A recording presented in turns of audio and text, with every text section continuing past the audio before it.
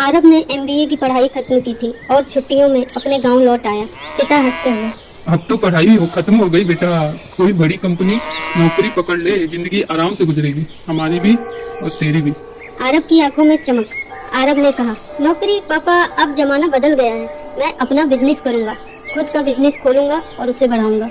माँ, अरे पहले खाना खा ले, फिर अपने सपने देखना। सब खाना खाकर सो जाते हैं। अगले दिन सुबह। पिता। बेटा, गाय भैंस का दूध निकाल कर ले जाना, शहर से कोई आकर ले जाएगा।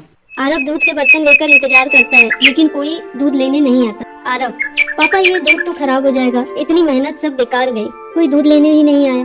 पिता। यही हाल है बेटा, यहाँ पर शहर वाले आते ही नहीं, कभी आते भी हैं तो बहुत कम दाम देते हैं। इतनी दूर कौन आएगा दूध लेने। आरब सोच में पड़ जाता है, जब ऑनलाइन सब चीजें बिक सकती हैं, तो दूध क्यों नहीं।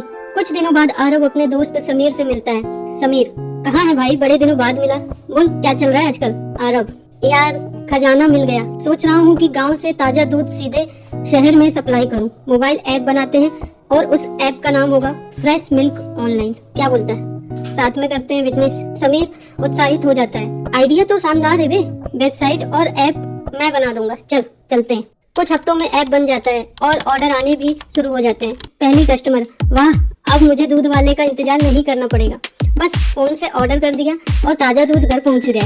आरब और समीर साइकिलों पर बर्तन भरकर शहर में दूध सप्लाई करने लगते हैं, लेकिन कई लोग मजाक उड़ाते हैं। गांव के बुजुर्ग बोलते हैं, MBA करके दूध बेचता है, क्या मतलब इतना पढ़ाई करने का, ये तो ऐसे भी कर सकता था। आरब चुपचाप सह लेता है। पिता गुस्से में, खबरदार, अगर ये दूध बेचने का धंधा किया तो मैंने तुझे पढ़ाया लिखाया किस लिए, ये दूध बेचने के लिए। शर्म आनी चाहिए तुझे, मेरी नाक कटा के रख दिया तूने गाँव में। आरब दुखी होकर घर छोड़ देता है और समीर के साथ किराए पर रहने लगता है। दोनों जी जान से मेहनत करते हैं। ट्रॉली, मोटरसाइकिल से छोटी बैग, धीरे धीरे उनका बिजनेस बढ़ता है। एक दिन अखबार में खबर छपती है, गांव का लड़का बना ऑनलाइन दूध वाला, हजारों परिवार को दे रहा है ताजा दूध। पिता अखबार पढ़ते हैं, आंखों में आंसू आ जाते हैं। पिता, कितना गलत समझा मैंने अपने बेटे को। वह कांपते हाथों से आरब को फोन लगाते हैं। आरब तुरंत पहचान जाता है।